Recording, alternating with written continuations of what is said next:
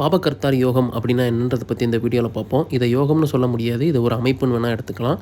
அதாவது ஒரு பாவகத்துக்கு இரு பக்கமும் பாவகிரகங்கள் இருந்துச்சுன்னா இதை பாபகர்த்தார் யோகம் அப்படின்னு சொல்லுவாங்க.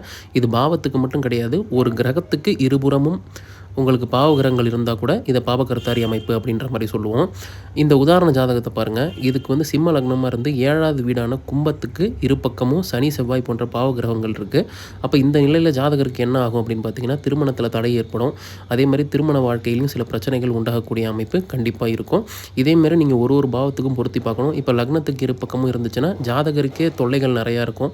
உடல்நல பிரச்சனை அந்த மாதிரி இருக்கும். 10வது வீட்டுக்கு 2 பக்கம் இருந்துச்சுன்னா ஒரு நல்ல வேலை கிடைக்கிறதுக்கு ரொம்ப தாமதமாக இருக்கும். இல்லை சுயதொழில் ஆரம்பிக்க முடியாத ஒரு நிலை இருக்கும். இந்த மாதிரி பிரச்சனைகள்லாம் உண்டாகும்.